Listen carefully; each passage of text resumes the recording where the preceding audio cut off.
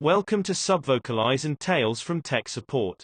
Today we have a story from Brute_Squad_44. I work for a contract help desk, usually as L1 support, but my manager has been prepping me for an L2 trainer role and letting me do some of that work. Recently I was placed in charge of ticket kickbacks and customer reopenings. Usually I either just coach the tech or I reach out to the customer and apologize and take over the ticket personally. Sometimes, though, the customer is wrong. We currently provide support for a pharmaceutical company. User sent a ticket in about how he logged into his personal Google account in Chrome on his work computer, and now when he goes home and tries to use his personal computer he gets blocked by a screen that says his account is managed by company. He can't access his personal Google account and he doesn't know how it became blocked by his company. The L1 didn't know how to handle it, so he asked our manager and our manager said that it wasn't supported, to have the user reach out to Google and close the ticket. Ticket gets reopened and lands in my bucket.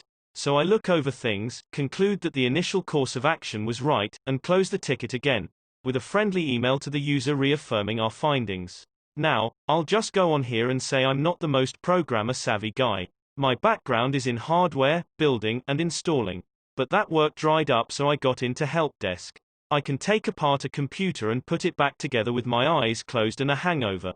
But I don't know how this happened. I'm guessing it had something to do with the company security settings interfering with his account. I do know it's out of scope. It's also against company policy in the first place. But it's one of those things, everyone does, and it's usually not time effective to do anything about it on the desk. The official policy is if we see it in a remote session, to sign the user out of the Google account and remind him that it's against policy to sign into personal accounts on corporate devices without a valid business reason. Most of them ignore us and sign back in. But we don't send a ticket or anything in most cases. Then this guy reopens the ticket again. Alright, now I have to deal with him. I call him, he doesn't answer because the phone number was from a different state and came up as possible spam. Fair enough.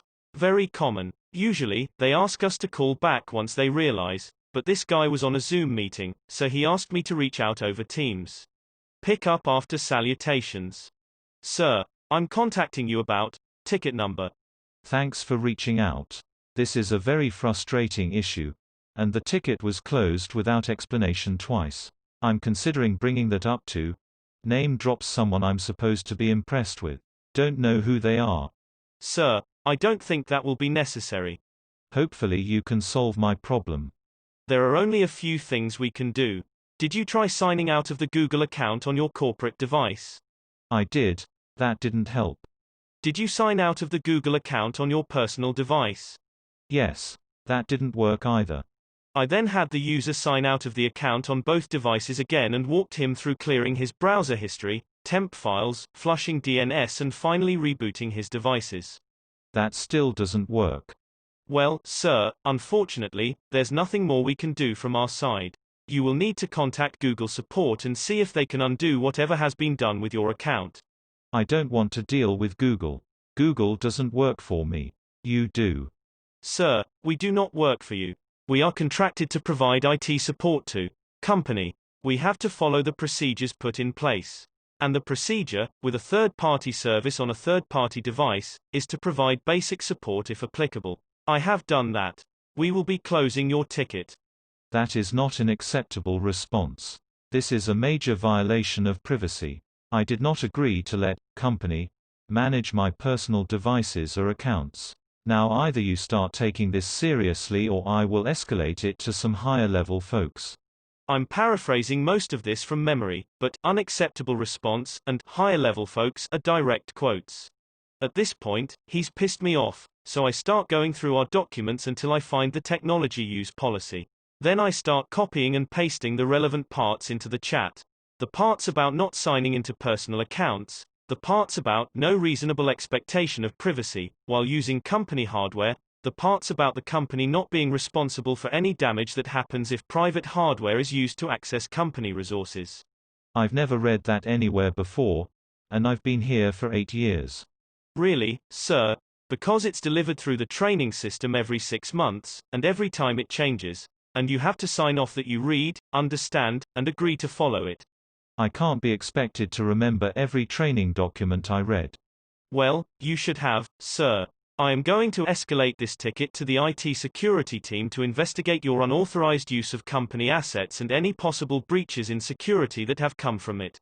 Thank you for contacting Service Desk, and have a great day. User sends a few more choice words over the next 10 minutes, which I ignore. Threats of people he's going to talk to mostly.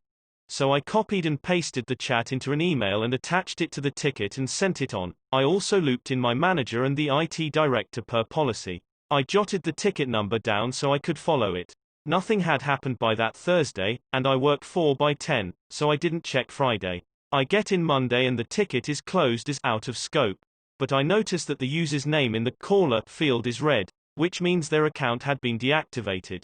Out of curiosity, I check Active Directory and his account is deactivated and the note says, deactivated per ticket number, but it's not a ticket in our system.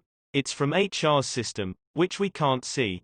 For legal reasons, HR can't tell me what happened, so I didn't even ask. And being remote, we have no office gossip or anything to hear about. But I'm pretty sure he got fired over this whole thing. Sometimes it's better not to push the issue. If you enjoyed this story, please subscribe for a new one every day.